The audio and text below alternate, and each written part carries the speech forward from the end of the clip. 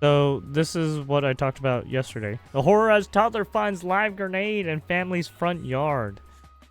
3-year-old boy found a live hand grenade in his family's front yard, authorities said. Boy, who has not been harmed, came across the dangerous explosive weapon at a home in Heartland, about 3 hours outside of Seattle in Washington state.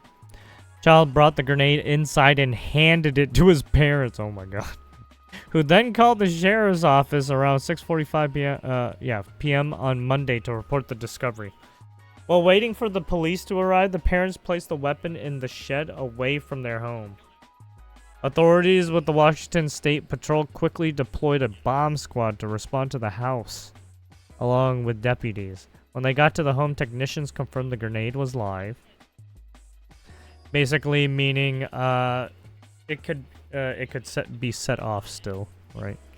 The device was then removed and disposed of in a rural area north of the small town, the Giant City Sheriff's Office said. So they took it outside and so when they say disposed of, they basically do a controlled explosion, right?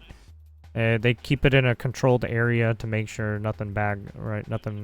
No bad shit happens, and then they blow it up, or they basically activate it or detonate it, with protection and everything. Anyways, the device was then the agency posted an image of the relic on their Facebook page showing a rusted grenade that resembled one used during the Second World War. And yeah, that's the shape, yeah. It's those green, like dark green, are they dark green? I can't remember. They're either dark green or light green. Right. Anyway, yeah, it's those green grenades, right? The grenade was of a type used during the Second World War and had clearly been exposed to the elements for some time, the sheriff's office said. It's not known how the grenade ended up in a family's front yard, nor how long it had been there. But the commander, Clifford Pratt, with WSP Bomb Squad, said the device itself was not actually military grade, and instead was an IED or homemade device placed inside the body of the grenade, which makes it even more dangerous, right? Because at least if it's military grade, you know exactly what's in it. But with this, you don't know exactly what's in it, right? Pratt told WTHR that because an IED was placed inside its shell, it makes it more dangerous, correct? Because of shrapnel, maybe, possibly. They really have no controls, or no quality controls, correct? We find those insanely volatile because we just don't know what's inside of them until we can put the bomb suit down. Go down, range, x-ray them, and figure them out, he said. He said devices like these, which he referred to as a novelty grenades, are made somewhere without any manufacturer or data to figure out their origin. So basically, it was custom made. Someone made it themselves, right? Improvised explosive device, homemade. So trying to put a finger on exactly how long this thing was is just like you and I, bomb techs and regular civilians, going, well, that's been in the dirt for a long time. Kyle Foreman, a spokesman for the Grant County Sheriff's Office, said that although this discovery is shocking, it is not uncommon for the area. Grant County back in the day had 2 military bases, one in Moses Lake at the site of where the international airport is, and then also the Ephrata, where the airport is, Foreman told the outlet.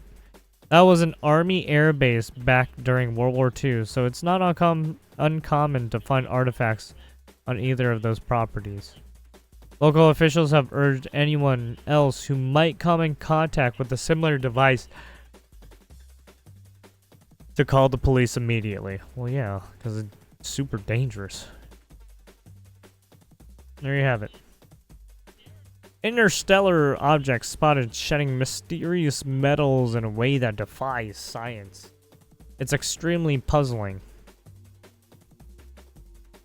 So you got some science stuff. Mysterious interstellar object spreading through solar system has been spotted. New observation from the... We already read that. Very large telescope in Chile revealed that the 3I Atlas, or 3L Atlas, is emitting high amounts of nickel in its gaseous coma, alongside smaller traces of iron. The ratio of nickel to iron, is far, I'm just being foolish. Far beyond anything seen in comets, even more extreme than 2I or 2L Borisov. This only other well-studied interstellar comet. Nickel has been detected consistently throughout 3L Atlas's activity, while iron appeared only when the comet drew closer to the sun. Under normal conditions, comets at such distances are far too cold to vaporize the minerals that contain these heavy metals. This is extremely puzzling. The study's authors wrote, noting that the skewed nickel to iron ratio challenges existing models of comet formation and activity. Unusual metals could come from rare metal compounds, tiny hot spots on the comet's surface, its original chemical makeup, or high levels of carbon oxides. However, they emphasize that exactly why 3I Atlas, it's probably I, because they capitalize L here, Atlas, behaves this way remains a mystery, highlighting just how different interstellar comets can be from those in our own solar system.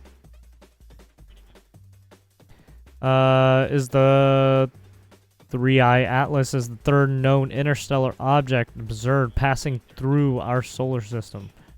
The first Oumuamua, I'm sorry, what? was discovered in 2017, followed by 2I Borisov in 2019.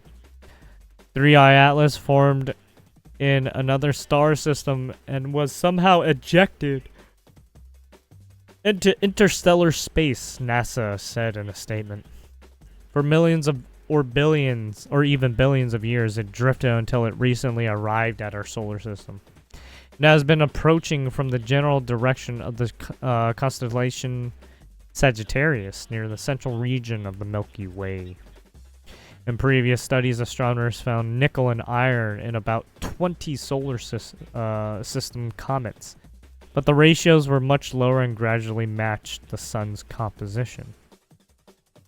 New studies suggest several mechanisms to explain the metals, including superheating of tiny nickel-rich grains or the sublimation of unusual compounds called carboneals.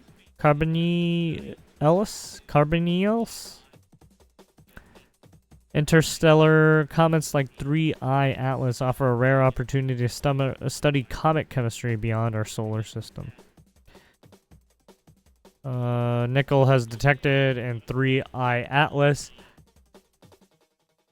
at a distance of 360 million miles from the sun, even before other elements like iron or cyanogen appeared in the coma. This may indicate the comet has a rare chemical composition consistent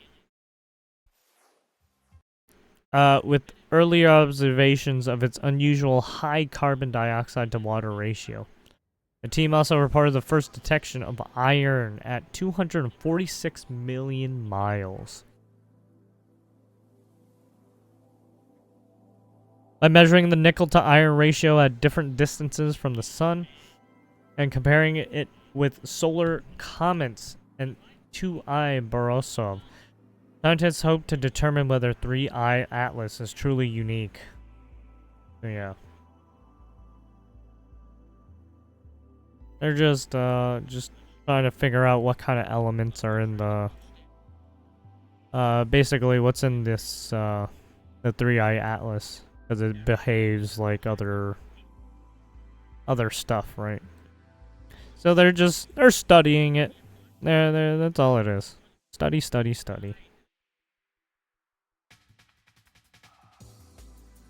What is this? Terminally ill man died bloody hospice death after staff let him trapped under bed. Whoa, Jesus. Oh, fuck. That doesn't look good. Well, good thing they blurred the shit out of it. Elderly man with dementia died screaming for help in a pool of blood after he was left trapped under his hospice bed for hours, a lawsuit claims. Raymond Hustle, 85, died on November 12, 2023, just days after staff at a Connecticut senior living facility found him on the floor after he fell out of his bed in the middle of the night, according to the complaint. A lawsuit filed by Hessel's daughter-in-law, Megan, accuses the facility owner, Gary Ferrone, of failing to properly train his staff and not monitoring the seniors 24/7 as he had promised. Ferrone is a liar and a con man. What? Who is scheming against families, according to the complaint. Only the most heinous predator would prey on the vulnerabilities of an aged and infirm and those who love them. Gary Ferrone is such a predator, the lawsuit reads. Okay. Hessel was living at 7 Forest Hill Road, 8,400 a year residential assisted living facility that promised families an alternative to traditional hospice care in a home-like setting with around-the-clock attention. But the lawsuit claims that at 3 a.m. on November 2, 2023, an employee named Lydia Lungil found Hessel wedged under his bed, but walked away and didn't call 911. No way. What was Ferrone's worker's excuse for doing nothing? Ferrone had never trained, educated, or instructed her to do otherwise, the lawsuit states. She's, what? That's insane. No way did she just literally walk away from someone being fucking stuck. What? Huh? Excuse me? There's no way, dude. Anyways, Lungil was the only employee working the overnight shift and was responsible for monitoring 5 residents, according to the lawsuit. Yeah, that's pretty bad. Essel's family claimed in complaint that Fence hired employees who weren't licensed, and Lungil was allegedly told to do nothing because Ray was on hospice care. Oh, shit. Jesus. Lungil was arrested the following May for reckless endangerment in the first degree and cruelty, according to the Norwalk Police Department.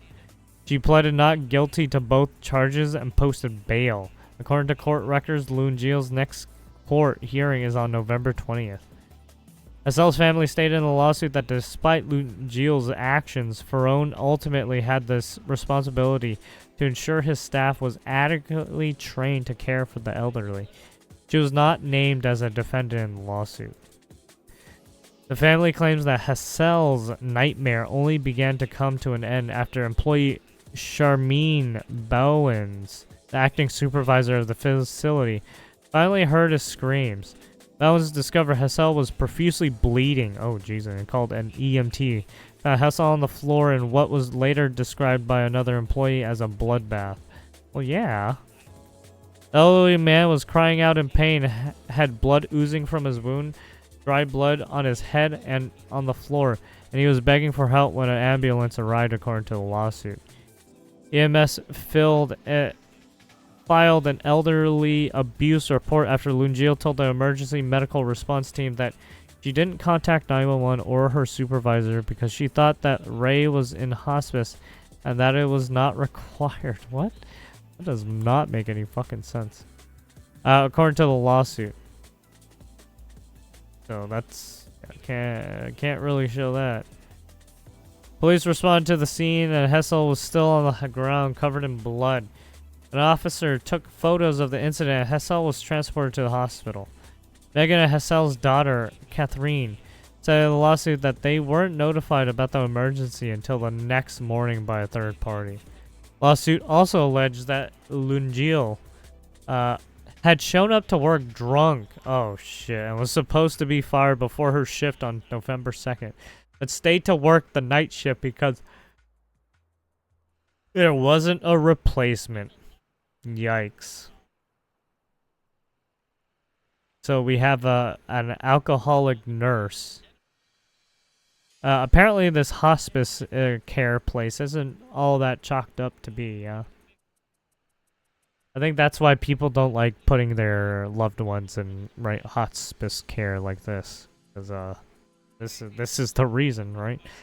SL was released from the hospital and returned to 7 Forest Hills Road after Ferrone allegedly assured his family that an aide would be by his bedside all night for an additional $300 to $400. Just days later, Hassel fell out of bed again, but his family was allegedly never told of the incident, the lawsuit says. Megan said that when she learned of the incident and confronted Ferrone, he told her that the night aide was using the bathroom. What? I'm sorry, that doesn't make any fucking sense. Because that dude has been been on the floor bleeding for a while. And apparently there was like a puddle of blood, right? Hassel then allegedly fell out of bed 2 more times on November 10th and died 2 days later. Oh shit, at the living facility. Ferrone lied to the seniors and their family members to get them to sign contracts requiring them to pay exorbitant sums amount of money in exchange for what they were told would be 24/7 responsible, skilled, and compassionate caregiving and supervision in small residential facilities. Well, they lied to you, and they basically tortured old people. The lawsuit states, while taking your money and doing it. Hassel's family said in the complaint that they paid $8,400 a year, dollars a year, and alleged that Ferrone was cashing in on about $210,000 a month from 225 residents. Holy shit! Who lived across 5 locations. So he's okay. Hassel's family has alleged that Ferrone has demonstrated a pattern of schemes, citing an investigation in the 1990s where he was accused. Oh shit, he has another case. Accused of acting as a financial advisor without a license. Oh, that's shady. The U.S. government argued that Ferrone swindled money, and the case settled for $250, according to the lawsuit.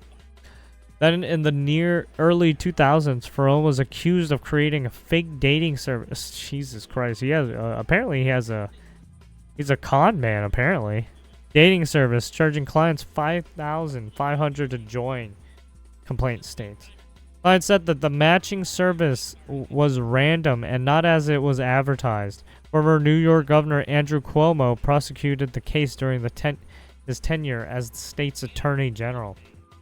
Ferrone was ordered to pay $750,000 in restitution to his former clients, the lawsuit stated. Yeah, this dude probably needs more than just to pay a fine or to pay restitution, right? This dude needs prison. Holy shit. He did this 2-3 times, right? This is his 3rd time, basically. What the fuck? Defendant alongside Shines, the lawsuit seeking a minimum of $15,000 in damages. Ferrone is named as a defendant alongside Sunshine Senior Residence LLC, Fairfield Family Care LLC, Fairfield Family Care Holdings LLC, and 7 Forest Hills Road LLC. So basically, those are the 5 different facilities that he's taking care of. Daily Mail has reached out to all defendants' representation for comment and not filed a response to the lawsuit. There you have it. Missing woman, 28, found dead behind secret wall of Bay Area home. Body of a missing woman discovered hidden behind wall. Attic of an abandoned junkyard, California home. Jesus. That's rough. Renaya. Excuse me, sorry. Renaya Lewis, 28, of Berkeley, vanished on Fridays. Sparking a desperate search. Okay. Where were we? Vanished Friday, sparking a desperate search. Authorities zoned in on hoarder-style home. Oh. On 14th Street in Vallejo. Her last known location but initial efforts turned up nothing. But just 2 days later, investigators returned to the home and tragically found Lewis's body concealed behind a secret wall inside. On Tuesday, 41-year-old Douglas Irwin Shaw was arrested after police said he confessed to the horrific crime, though he did not reveal how Lewis was killed or clarify any relationship between them. Oh shit. What did she do to you for you to kill her and then put her in a wall? Terry Lewis, the victim's mother, told KTVU2 News. She's been gone since Friday, so we were out here looking for my daughter, and she's in the wall dead, she added. I know she fought. Lewis's mother, Terry, texted her daughter on Friday, but received no response, assuming she was following her usual habit of putting her phone on Do Not Disturb while sleeping. Unfortunately, she must have been in the wall, I guess. Terry checked the Life 360 tracking app, which showed Lewis's location at a home on 14th Street near Star Avenue, a seemingly ordinary place since her daughter had friends in Vallejo. So that's her. So this is the house, I guess. 2 days later, returned to the home and had discovered Lewis's concealed. This is Douglas Irwin Shaw. This is the suspect. But as the hours went by, no one had heard from Lewis. The family launched their own search, and on Sunday they scoured the neighborhood where Lewis's phone last pinged. We all came to search for her, not knowing she was here in the wall gone, Terry told KTVU. Her phone was eventually found on the roof of a nearby school, prompting the Vallejo Police Department and Patrol Division to launch their own investigation into her whereabouts. Wait, so they found, so apparently this person, I guess this person was holding onto the phone and like threw it on top of the school's roof for some reason. On Sunday, authorities visited the home following indications that Lewis had been inside the residence shortly before her sudden disappearance, according to police. Neighbors described the property as a cluttered, abandoned junkyard-like home with frequent visitors coming and going, and the owner often away, according to KTVU. So basically like a crack house almost. Crack den? However, after conducting a thorough welfare check and searching every room, closet, and possible hiding place, investigators found no sign of Lewis. The following day, the detective division was called in to take over the investigation and required additional assistance from the FBI. 2 days later, their initial visit, they returned to the home for a second time, armed with a search warrant.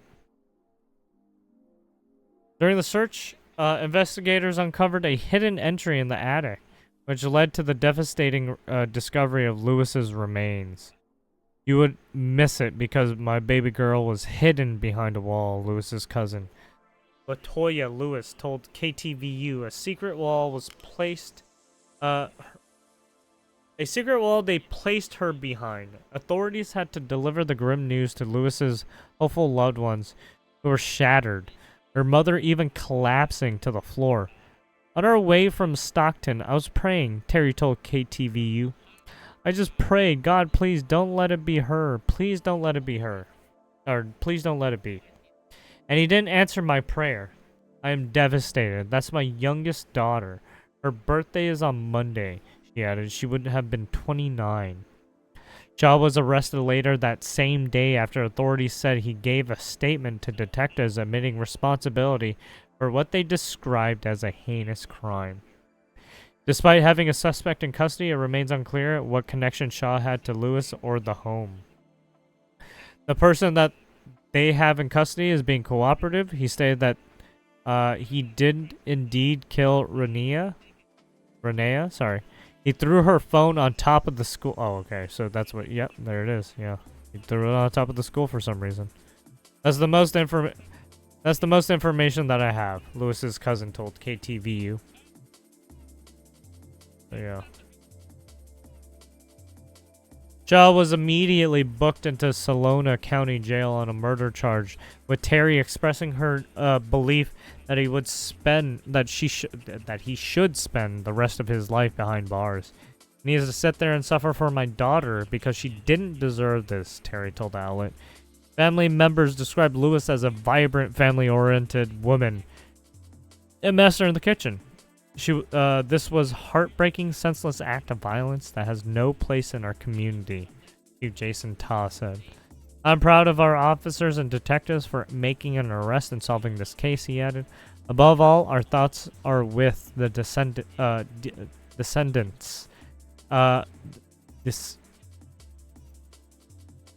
Descendants family during this incredibly difficult time. Sorry.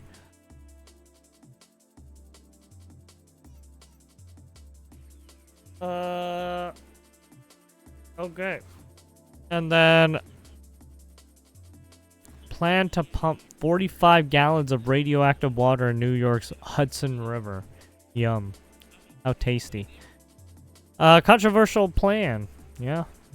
A federal judge ruled in favor of New Jersey's based Holtec International, which sued New York last year to challenge the state's ban on discharging radiological substances from its defunct Indian Point nuclear plant. Holtec's attorneys argue that New York overstepped its authority when it passed the Save the Hudson bill in August 2023, a measure aimed to protecting the Hudson Valley from wastewater linked to the shuttered nuclear facility. Oh, that's too bad. Unfortunately, it did the opposite because you guys still did you still polluted the water. Governor Kathy Hochul signed the bill into law after it passed both chambers of the state legislature unanimously. The law updated state environmental regulation and established fines for violations aimed at protecting the Hudson River. More than 100,000 people get their drinking water from the Hudson River, which has undergone extensive cleanup efforts over the past few years. This is why I say you guys are drinking recycled water. A few decades.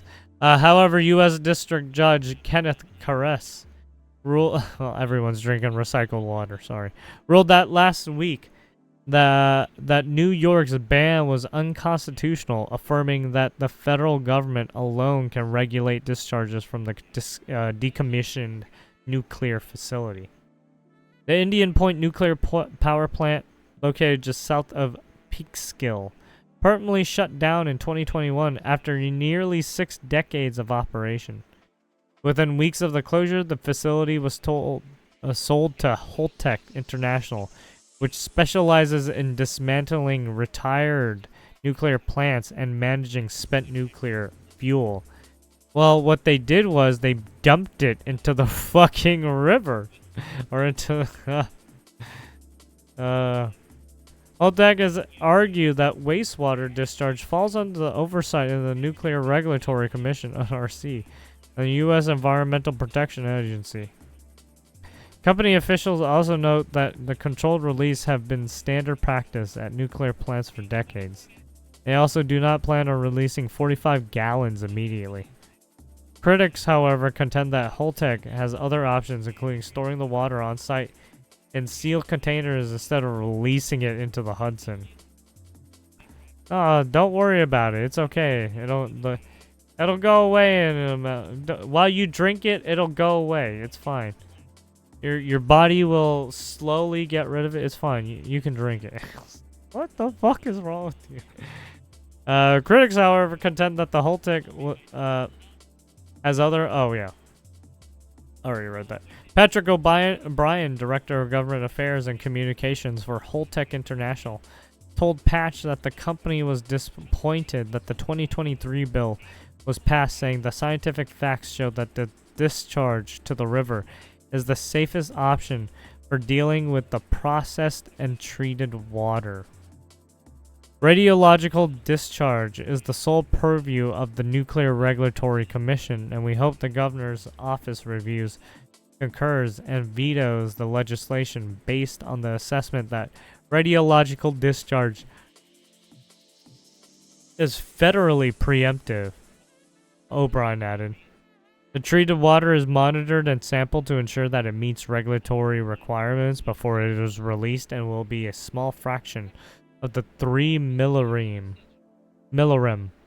total annual limit imposed by the NRC. Westchester County Executive Ken Jenkins told the Hudson Independent, "The Hudson is the lifeblood of our region, a source of recreation, natural beauty, and economic vitality. And we cannot allow it to become a dumping ground for radioactive waste."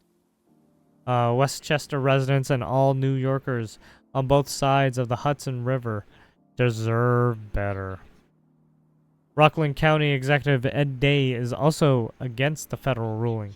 "I'm deeply disappointed in the court's decision to strike down the New York Save the Hudson bill, determining the federal law preempts New York law, which protected the Hudson River from radioactive waste dump," he stated.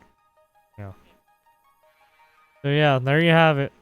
I'm not gonna read the rest, obviously. I mean, you can read the rest, but it's, you can see they're polluting your water. This is why you're drinking. This is why I say you're drinking recycled water. Because, yeah, because they have to clean the water. They have to make sure it's up to standards with human consumption. So yeah. Anyways, there you have it. America's stupidest thieves caught posing in jewels. They'd just stolen from the Russian doctor's luxury Miami apartment. Wait, what? I'm sorry, why would you pose?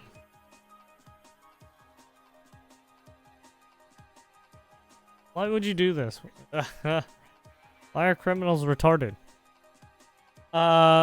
3 brazen burglars, 1.7 mil. Miami apartment as they fled the scene. So they stole 1.7 mil in jewelries. And chains, basically. The trio was captured on CCTV. Last month, leaving the Paramount Miami World Center in the city's downtown area, wearing pieces from their $60,000 haul. Their victim, Russian doctor Laura Lost, 36, shared the clip with the Mail this week while recounting the terrifying August 28th break-in. Lost said she had left her luxury waterside 3-bedroom apartment to walk her dog, but returned around 7:30 to find several expensive belongings missing. Oh shit. The anesthesiologist. Oh. Basically, these people make a lot of money. Right? Said that burglars made off with 2 Louis Vuitton handbags, 1 Prada purse. No wonder. She's rich as fuck. Right? Well, I mean, that goes to show how much, right? When you work as an anesthesiologist like this, yeah, you make tons of fucking money. Prada purse, an MCM bag, and jewelry from Cartier and Tiffany. Her passport and makeup were also taken in the raid. Why would they take her passport? What the fuck? Recalling the moment she came home, Lost said, "I noticed that my door was already open. When I looked closer, I realized it had been broken into, and there was a large black handprint on the wall. I immediately called the elevator, and I was trembling, terrified, and didn't know if someone was still inside the bedroom. While waiting for the elevator to arrive, it felt like an eternity. I quickly went down with my dog, and I was shaking badly and stuttering." 3 hoodlums right there. The burglars were caught at least 9 surveillance cameras with the stolen goodies. One tried on an expensive necklace while his friend filmed him, while another carried several stolen bags. Other cameras show them admiring views from the plush balcony and running down stairwells. Lost said that despite paying hefty fees for supposedly secure building, staff were unhelpful when she reported the burglary in the lobby. Both the guard and the receptionist yelled at me, saying it wasn't their job to call the police, Lost said. We argued for about 15 minutes before security finally went upstairs and confirmed that the apartment had been burglarized. I saw that the safe and bags were gone and that the place was in disorder. We went back downstairs and called the police. Yeah, why didn't you just call the police to begin with? Why did you have to... What? Why didn't you just call the police in the first place and then go down to tell the fucking people, hey, you just got I got burglarized in your fucking own fucking hotel, you fucking dumbasses. Right. Anyways. Law said she was in severe shock and trembling throughout the ordeal, but praised Miami police officers for their support. So yeah, you can see them. It seems like they were sweating a lot, or they were climbing up shit. Right? Holy fuck. Man, look at all those fingerprints, man. Look at all that DNA, right? Jesus. By the way, don't fucking do this. Right? Wear gloves. Don't be like these fucking idiots. Like, this is all DNA for them to fucking take. Around 11 p.m. they finished their investigation, but told me I had to wait for the forensic investigator, she recalled. Well, yeah, because you got fingerprints in there, right? I was terrified. The door was broken and I was alone. Security refused to stay with me or fix the lock. Hearing this, the police left one of their officers with me and they rotated shifts every hour so I wouldn't be alone. The forensic team came and finished their work around 2 a.m. At the point, I had to either fix the lock or find another place to stay. Since my documents had been stolen, I couldn't rent a hotel. My husband suggested going to our country house, which was about 3-hour drive, and in that condition, I was forced to drive alone. Lost fears, the burglars had inside knowledge. These men knew everything, that I live alone, that I walk my dog the same time every day, and exactly where the safe was, he said. They didn't touch any other rooms or belongings. The 2 MacBooks were lying on the table untouched. They came with a clear purpose. He was shaken by how they managed to enter the complex. You can only enter the building with Face ID, otherwise only if the security lets you in or the residence brings you inside. An arrest affidavit seen by the Daily Mail shows the Florida Highway Patrol troopers arrested 2 of the suspects just hours after a grand heist during the traffic stop. Stephen James Bradford, 25, from Katy, Texas, and the Robert Emmanuel Cormier, 28, from Cypress, Texas, were pulled over in a stolen Ford Expedition. Oh man, they stole everything. Man, they're in a stolen Ford, right? They're in a stolen vehicle. They're in stolen jewelry. Man, it's everything stolen. Oh, shit. Career criminals, eh? Probably from a gang. Miami Police Department said they were charged with burglary of an unoccupied dwelling, grand theft in the 2nd degree, and criminal mischief for stealing $57,100. Worth of property and causing $3,000 damage to the home. Jason Ikori Hill, 24, was later detained on the same charges. Law said she has been left so shaken by the ordeal that she moved out of the condo. A Miami doctor said she was also called for an investigation into security at the skyscraper. Why are we paying for security if it doesn't actually exist, she said. Residents of a premium building expect to be protected for the enormous amounts they pay. In reality, security ignores crimes. Well, yeah, because they don't have... I hate to tell you, but these they don't have the same capacity as police forces. Your security is shit. Right? Your security is shit to begin with. Right? Your only security right here is basically arming yourself. You arm yourself, and that's all you need. That's it. You don't rely on these fuckheads who won't fucking help you. That's all it is.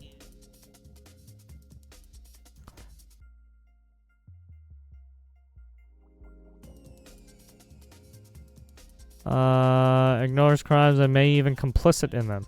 Exactly. The Daily Mail has reached out to the Paramount Miami World Center for comment. Well, I don't think they're going to comment.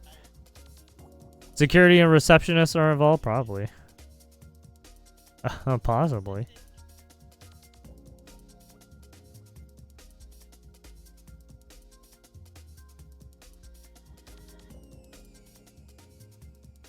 Okay, here it is. Mother drugged 3 children with NyQuil and tried to drown them in a pond of sprawling 3 million Texas mansion.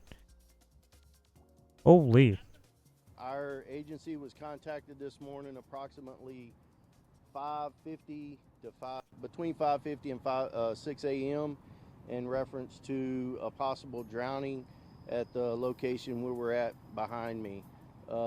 Down this road is a house and a pond in front of the house. A mother, 3 kids. There's a 15-year-old female, an 11-year-old female, and a 6-year-old male. The father is the one that called 911 to report the incident. He stated he heard some commotion in the front yard, possibly yelling from the kids. It was possible that the mother was trying to do something to the kids.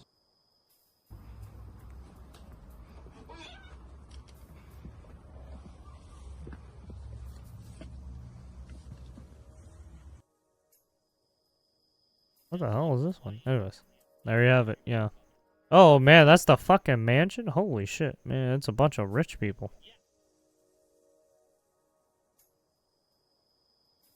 Oh, that, holy.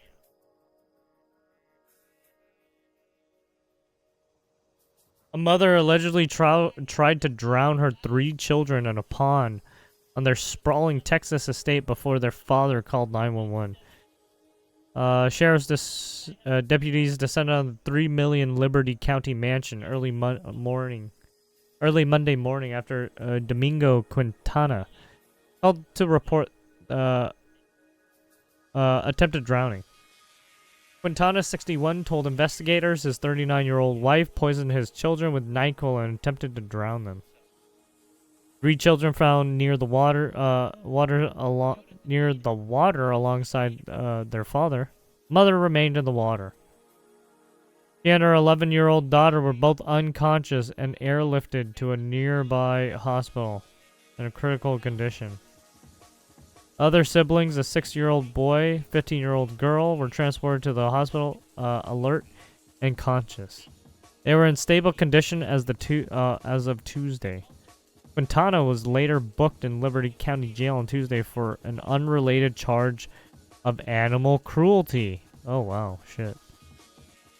Cap David Myers says police do not have a specific focus on either parent and are looking into both Quintana and his wife as they carry out their investigation. It was bizarre and heartbreaking to see that what deputies and investigators faced upon arriving at the scene, Myers said during a press conference Tuesday.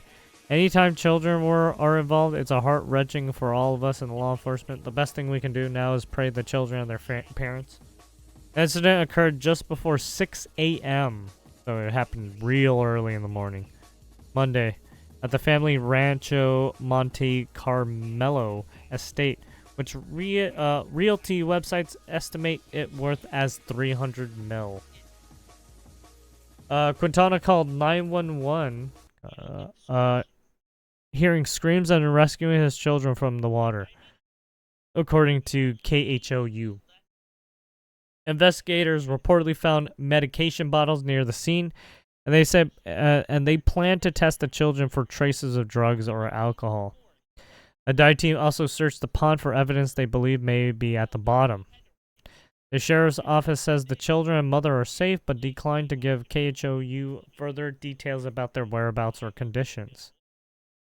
The sheriff's office says all 3 children have been placed in the care of Child Protective Services. Yeah. Will soon be placed in foster care. Quintana was arrested Monday night and booked Tuesday on the animal cruelty charge. Unclear remains if he remains in custody. Oh, Quintana is the dude. I'm sorry. And then, as of Monday morning, he was not named on the jail's inmate roster. Court records show Quintana has been named in multiple civil lawsuits, including complaints that allege he owes tens of thousands of dollars in property taxes in Liberty County. Was he trying to drown? Is this some kind of life insurance fraud shit going on? He tried to kill his kids. He has also been accused of failing to pay contractors hundreds of thousands of dollars in labor costs for their work on Rancho Monte Carmelo. The Quintana family has lived in Rancho Monte Carmelo since 2017, the Vindicator newspaper reports. The children were not enrolled in school, with mayors telling the media they had not been enrolled for a little bit. Additional records show that there was at least one previous 911 call for an alleged assault at the residence, though it is unclear if the case involved the Quintana family. CPS has not previously responded to the home. Interesting. Daily Mail has approached the Liberty County Sheriff's Office for more information. Yeah, There seems to be some... Man, yeah, holy shit. There seems to be some shadiness going on here. Right, the family doesn't... Right, the mother and... The husband and mother is suspicious, to say the least, right? Especially with the 3 kids and everything. Yeah, this is suspicious as fuck. Driver who killed 17-year-old friends in hit and run was stalking one of the girls, neighbor said. Oh yeah, this one, yeah. Everybody was talking about this one recently. A driver accused of killing 2 17-year-old friends in a vicious hit and run. Maria stalking one of the victims. Probably the pretty one, I'm guessing. Sorry. Maria I mean, they're both pretty. It's just we're talking about the one who puts on a bunch of makeup.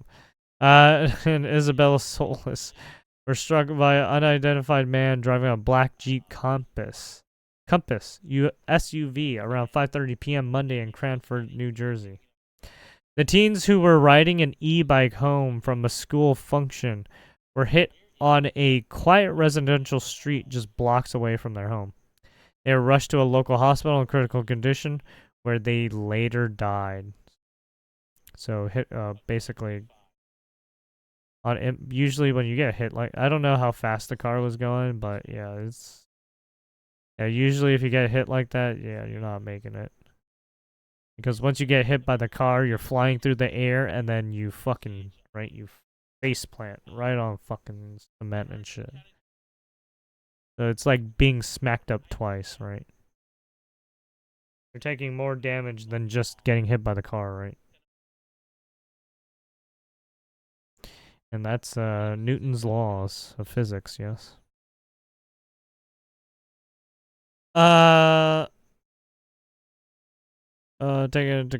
driver of Garwood, sorry, has been charged with 2 counts of first-degree murder, the Union County Prosecutor's Office said on Wednesday. Although the tragedy has been described as a hit and run, locals in the area claim it may have been a targeted attack. Neighbor Arthur Chayin told Fox 5 New York that the driver had been parking outside. Oh, so he noticed. Parking outside one of the girls' homes for months. He's been parked outside her house for 3 months now. He has never stopped. Oh, that's suspicious as fuck. A restraining order was recently filed against the man on behalf of one of the teens relative. Oh, so apparently they know the person. Right, and then it finally, the tipping point, right? She made complaints and nothing was done. Oh, you know what, dude, this might be another case for wrongful, or there was another case like this where there was many complaints, and for whatever reason the police, or yeah, the department didn't for whatever reason ever follow up properly on that stuff. And well, it led to a person dying, or right. And so I'm pretty sure they might get reprimanded, just like that one, right? Just like that one department, because they've been given right. They've been given a lot of complaints, a certain amount of right incidents reports to do something about it, and then they don't do anything, and then some bad shit happens. Well, yeah, that's on your department, man. You were told countless times, hey, some bad shit's happening. Why didn't you do anything? There you go. Now the bad shit happened. Well, now you're fucked. It's just a tragedy. It's just a tragedy, she added, holding back tears as another woman consoled her. Another woman said the school and police knew of the alleged stuff. So, see, they already, right? It's like you already knew bad shit was happening. So, like, why didn't you, like, what? The police were notified. The school was notified for like 3 months now. Mike Nightis, Maria's uncle, echoed the same concerns that a psychopath was stalking one of them. Rest in peace, my beautiful niece. So basically, now this family could sue the police department if they wanted to, given what's happened. My niece in heaven and your friend, nobody knows who was the psychopath who killed both of you, he wrote on Facebook. My heart is broken. I am so sad and upset about this horrible, sick situation. I love you. Rest in peace. When approached by the Daily Mail for verification on the stalking claims, a spokesperson with the Union County Prosecutor's Office did not address them. The Daily Mail also contacted Cranford Public Schools about the claims. Authorities have asked anyone with footage of the incident to contact the prosecutor's office so they can better understand what happened. So yeah, these are the two females that got killed, or the two girls. I'm guessing the person was stalking this person, obviously. I mean, come on. Well, the person was not. Let's be real. The person was not stalking this person right here. Unfortunately, I'm being an asshole, but I mean it's true. Since the unthinkable tragedy, locals and family members have flooded the scene, leaving flowers, candles, and pictures of Maria and Isabella at a growing memorial. A large vigil was also held for them on Tuesday night. We're all parents. Crawford is a really tight-knit area, and when one thing happens to one kid, we all kind of take it personally. Local Jasmine Clausen-Soe told CBS News. Neighbor Nicholas Rengifo said he knew one of the teens who he said loved music and performing and was also a senior at the Cranford High School. It's just tragic to see someone I knew not be here anymore, Rengifo said. Mary Campbell, a neighbor, revealed what it was like to tell Maria's twin brother she had died. I hugged him last night, and all he said was, "They killed my sister." And what do I do? And what do I say? Campbell said. Isabella's friends have remembered her as someone who was just a joy to have around. She was an amazing singer, Devitt added. Following the horrific incident, Crawford Superintendent Dr. Scott Rubin sent out a message to the school community. Our thoughts are with all of you, and especially the families and closest friends of the students involved. Please look after one another throughout our Cranford community and share any strength you have with those who need it most, it read. A GoFundMe page has been created to help both grieving families during this challenging time. Our hearts are broken with this sudden and senseless loss of two beautiful young lives. The page read, "We are grateful for law enforcement and all first responders and neighbors that tried their very best for a better outcome for the girls.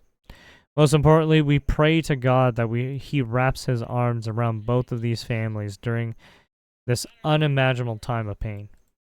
As of Wednesday afternoon, more than $87,000 have been raised. There it is. So yeah, the family could try and sue the police department for not doing enough in a sense, right? Because they've been told they've had countless complaints and they didn't do anything, which led to the death of these two young ladies. Or young children, sorry. Well, I mean they were basically young adults at that point. Morbidly obese men met horrific end after going to celebrity dentist to have 3 teeth pulled. Lawsuit claims. Sorry. Matthew Miller from Lorain County, Ohio, deceased in August 2023, died after visiting Dr. Faisal Qureshi for a dental operation to remove 3 teeth at the Visage Surgical Institute in Medina. The 48-year-old's wife, Brandy, has filed a lawsuit against Dr. Qureshi and Case Western Reserve University School of Dental Medicine in Cleveland for wrongful death. Man, that's rough.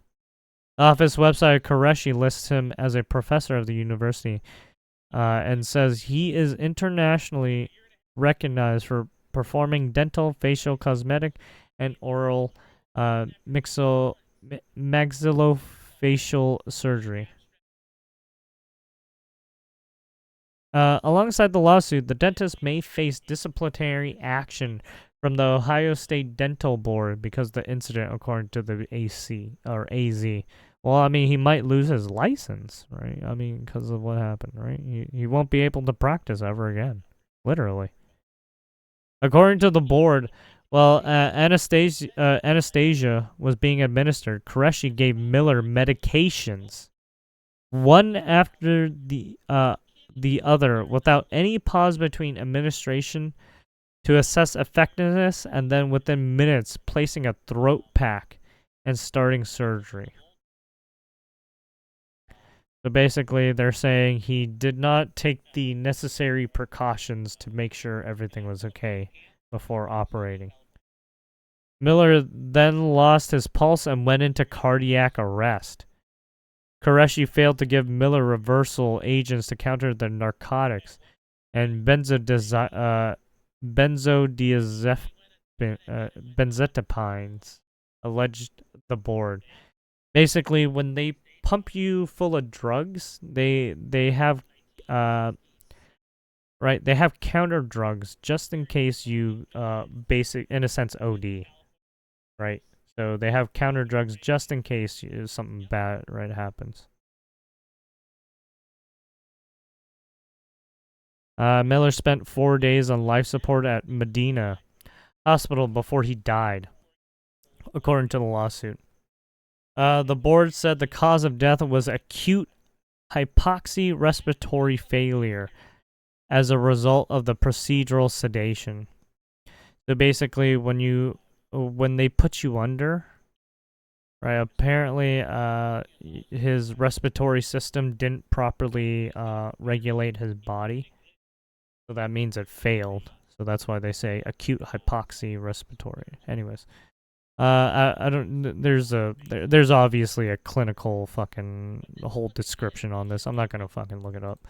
Also mentioned in the lawsuit was the Qureshi assigned a research fellow who was licensed to practice in dentistry in Ohio to take the clinical role of dental assistant, claimed that the dental board, according to the outlet.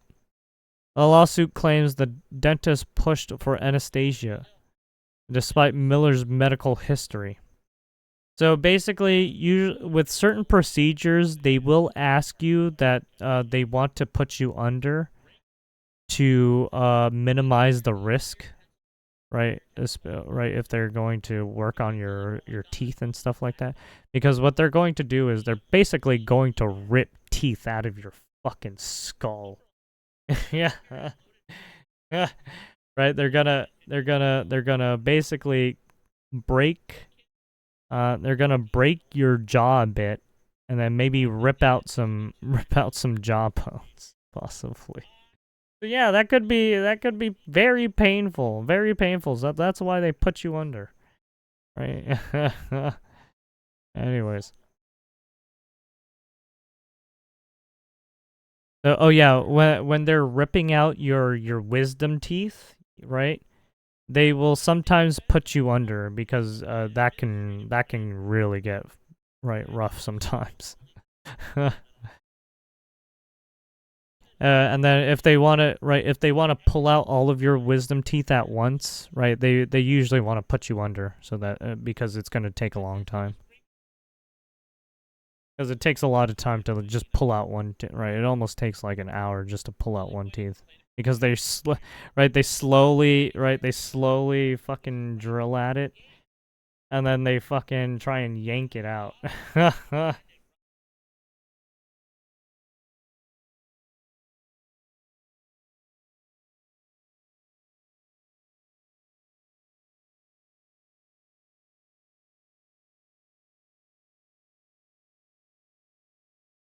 Anyways.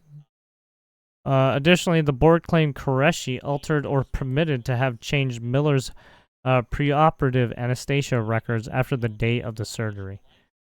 So basically, they do they they um they run tests. They don't run tests, but given your height, your body weight, um, right, even down to your ethnicity, because sometimes your ethnicity has some roles in what kind of um, diseases or allergies or right stuff like that could happen, right? So right, they need all this information to make sure that they don't fucking right overdose you, right? Because they're basically doing very right. They're in a sense measuring the most they can give you without giving you an overdose of medication, right? So they're measuring to the right to the fucking millimeter in a sense. Right? They're doing fine measurements. Uh, the dentist hearing with the board is scheduled to begin with October 2020 or 2022. So it's coming up soon. Uh, Daily Mail reached out to Brandy Miller, but she declined to comment. Well, I mean, because the fucking hearing is like right around the corner in 20 days, right in 20 days. So yeah, I don't think they're going to be commenting, right? I'm pretty sure they're just going to be working and just right getting things ready for trial or hearing. Qureshi is board certified according to his website and displays his 82-page resume of experience and studies. He also has a decent following of over 23,000 followers on Instagram where he displays his work.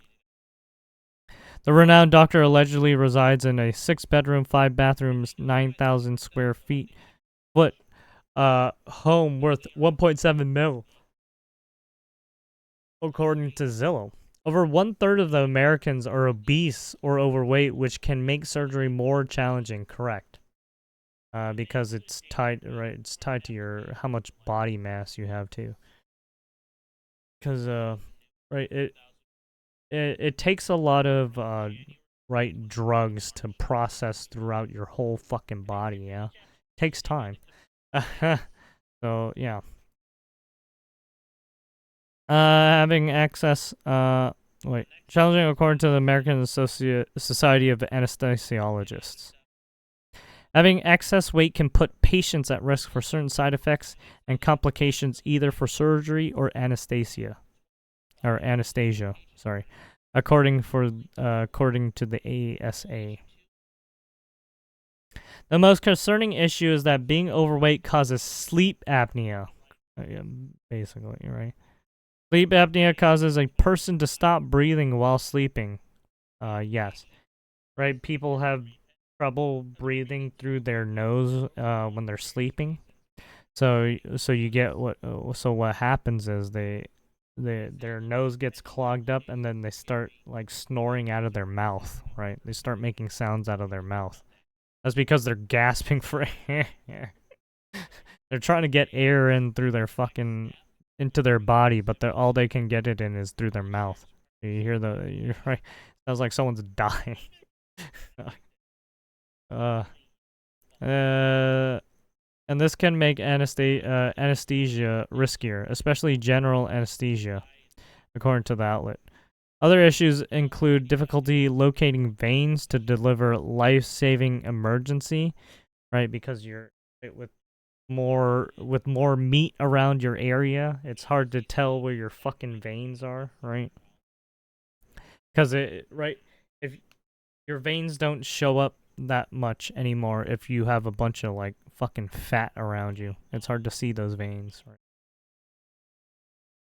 right? Because when you look at a person's arm, you can literally see the blue coloring of someone's, it's like greenish bluish. You can see the person's vein. As I'm looking down at my arm, I can see my veins, right? But yeah. Oh, but with larger people, you're unable to see them, right, vividly. It's harder to pinpoint. Other issues include difficult, blah blah blah, medicating, intravenously, increased risk of breathing problems with narcotics and other pain medicines, and ensuring there is enough oxygen and airflow. Yeah.